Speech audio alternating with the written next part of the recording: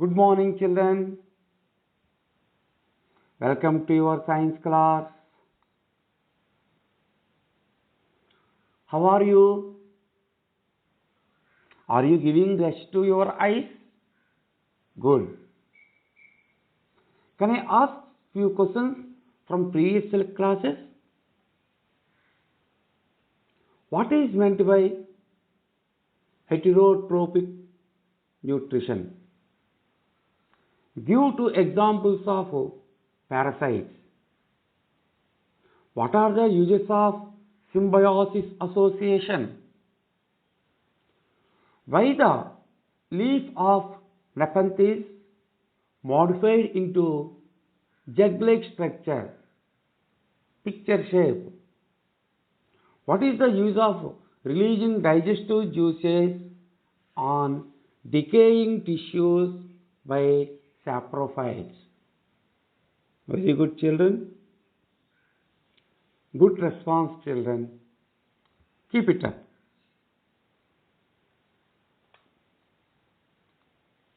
Today we are going to learn how nutrients are replenished in the soil.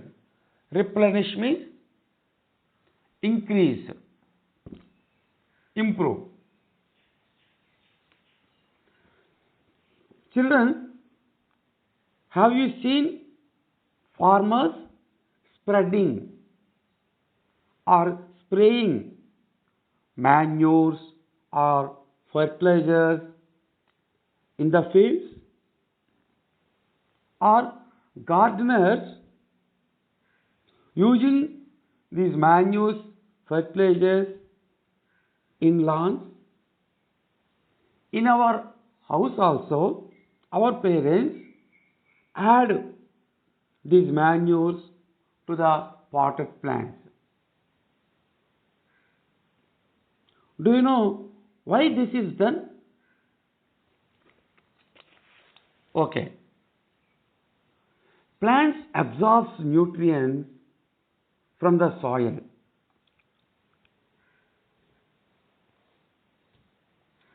So, generally plants require nitrogen, potassium, phosphorus, etc. These are the mineral nutrients. So, their amount in the soil keep on declining. That means the amount of nutrients in the soil decreases. So, fertilizers, manures contain nutrients.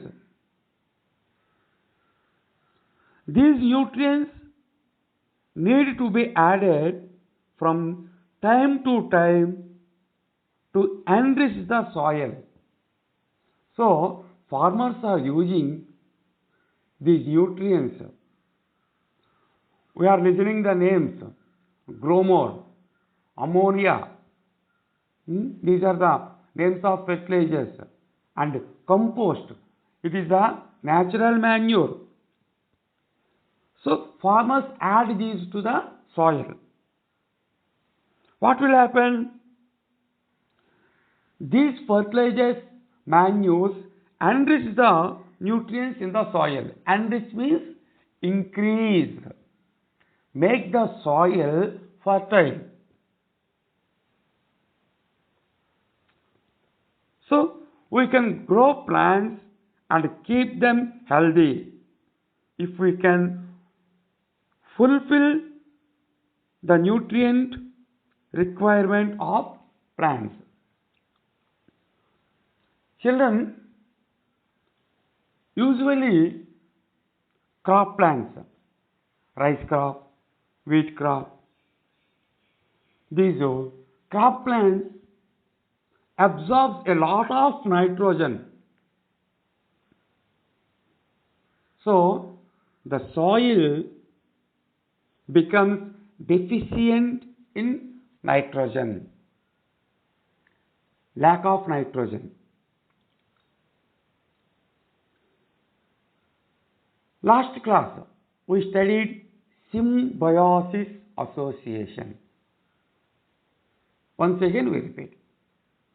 So, plants can absorb carbon dioxide directly from atmosphere and potassium, phosphorus, they dissolve in the water, plants can absorb them. But nitrogen,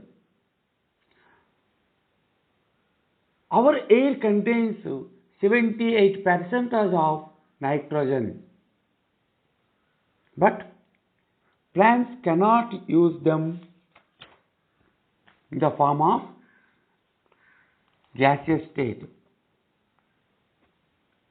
Plants can use nitrogen in the soluble form.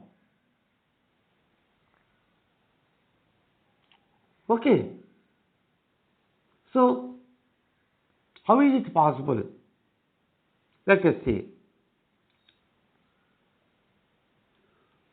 Nutrients can be returned to the soil by applying manure and fertilizers or by natural methods. But nitrogen, there is an advantage. The last class, symbiosis association, we studied. One of the bacteria, Rhizobium bacteria, lives in root nodules of leguminous plants. What are those? Leguminous plants. Example, pea plant, bean plants, Bengal gram, green gram, red gram. All these pulses belongs to the leguminous plants. If we observe the root of leguminous plants, there we find some nodules. This Rhizobium bacteria lives in these nodules. So, what is the advantage? We know plants cannot absorb nitrogen in the form of gaseous state, but it cannot change or transform the nitrogen into usable form like ammonia. Here, bacteria doesn't contain chlorophyll, so it cannot make its food. That's why they are helping each other. They are living together and helping each other, benefiting from one another. So here, Rhizobium bacteria absorbs the nitrogen gas from the atmosphere and convert it into soluble form like ammonia and supply this nitrogen compounds to the plant. So, in return, the plants provide shelter to bacteria and it provides food to the bacteria. Both are living together and helping each other. This is a great advantage to the farmer. Why? Because this bacteria enrich that means increase the fertility of the soil with nitrogen. That's why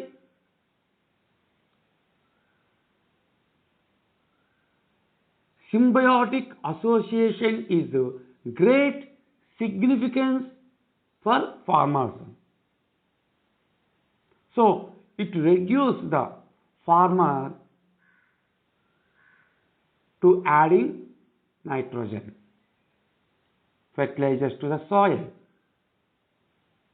Thank you, children. Now, coming to next slide. What is this? Oh, a wall. How is it made up of? It is made up of brick. So, the structural unit of wall is brick. What is the structural unit? It is brick. The bricks are laid layer by layer and we made a wall. So, the structural unit is wall. Now, coming to the children, what is this? Okay, it is not cake. It is not a slice of bread. It is a living thing. Can you guess? No problem. But we can understand one thing. It is also made up of single units. By arranging a unit, we can get this structure. Children know, this is a tissue. We use tissues, cells like that. This is a tissue. And how the tissue is formed, how the tissue is made up of, and the tissue is made up of a single unit is called cell. A single unit called cell. Then, what is a cell?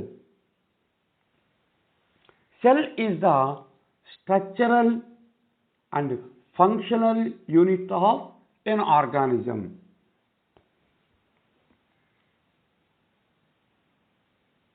It is the structural and functional unit of organism.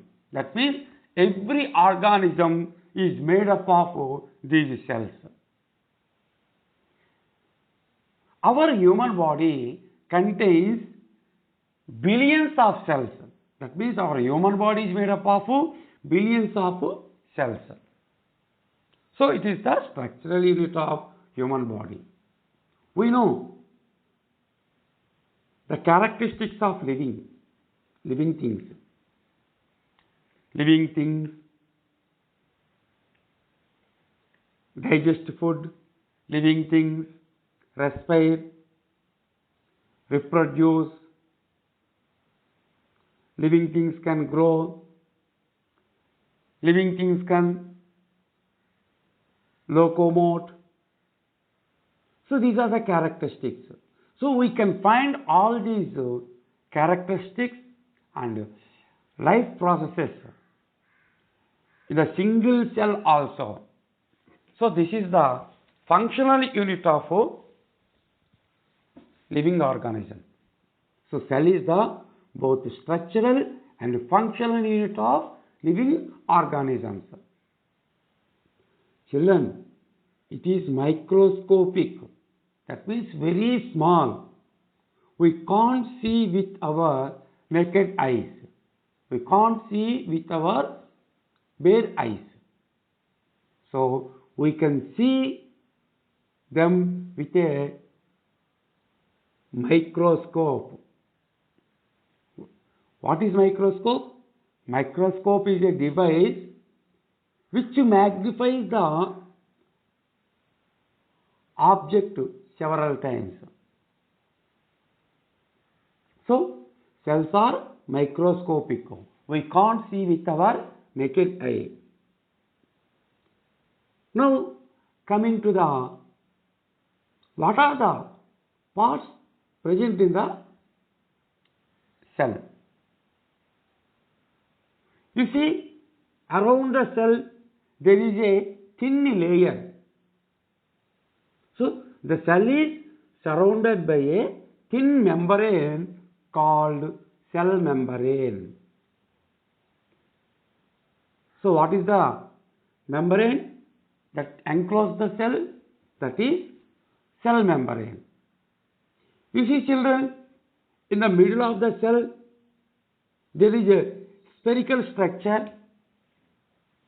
So this spherical structure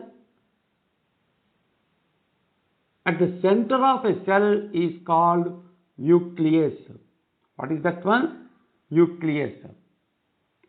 So membrane and a nucleus. Now you see some fluid is present in the cell. So this fluid is called cytoplasm. What is this one? Cytoplasm. So three parts. First one, cell membrane. Second one, nucleus. Third one, cytoplasm. There are many parts, organelles are there in the cell.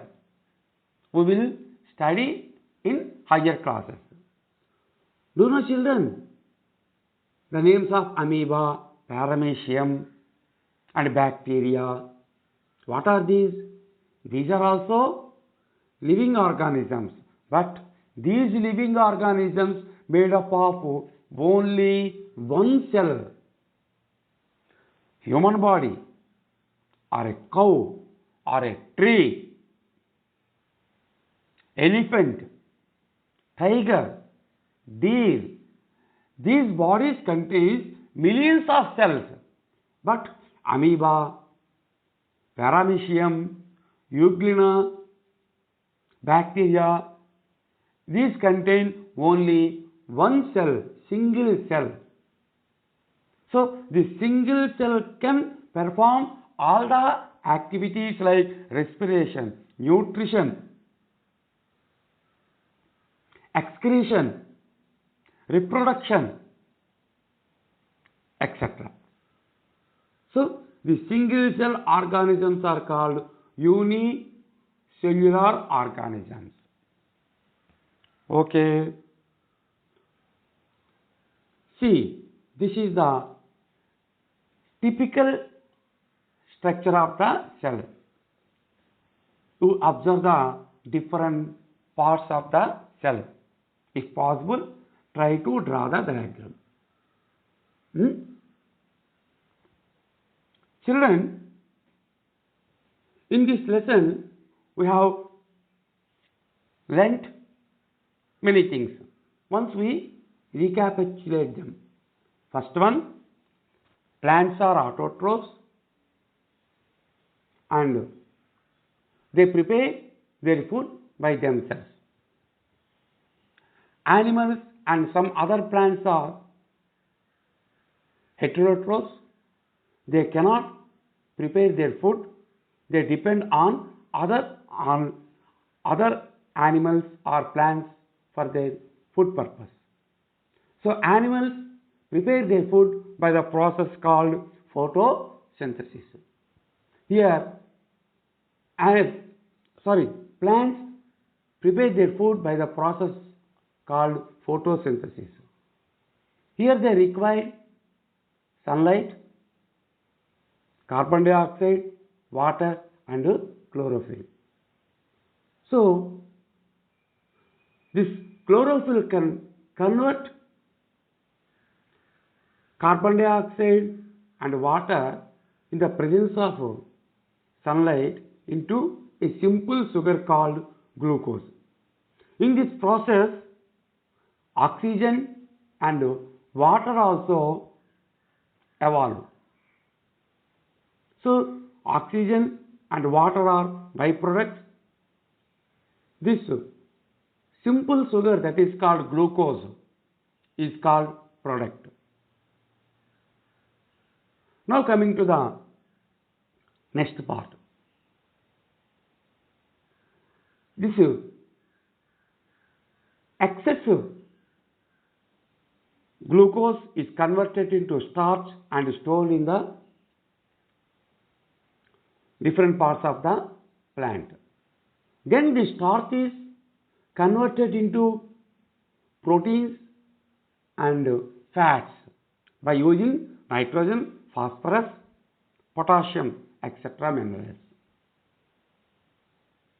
Coming to the next, heterotrophic nutrition. The mode of taking food from other plants or other animals is called heterotrophic nutrition. So here we can find four types of heterotrophic nutrition, that is parasitic nutrition. That means the plants depend on other plants completely or partially. Now coming to the insectivorous plants, the plants that are grown in the nitrogen deficiency areas. These plants depend on insects for their nitrogen. Coming to the next one, saprophytes. So here these organisms live on dead and decaying substances and release some digestive juices. These juices convert the nutrients into simple form and absorbs them. Next one, fourth one, symbiotic association. So here two organisms live together and help each other, get benefit each other. Best example, lichens. Lichens are nothing but it is association of alga and fungi. Alga green in color because of chlorophyll and can make its food by photosynthesis. Fungi, it is an heterotroph. It contains no chlorophyll, so it cannot prepare its own food. So,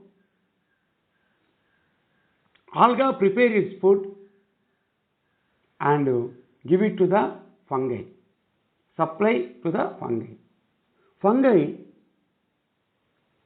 absorbs water and minerals and supply to the alga. And fungi protect alga from the extreme heat and enemies.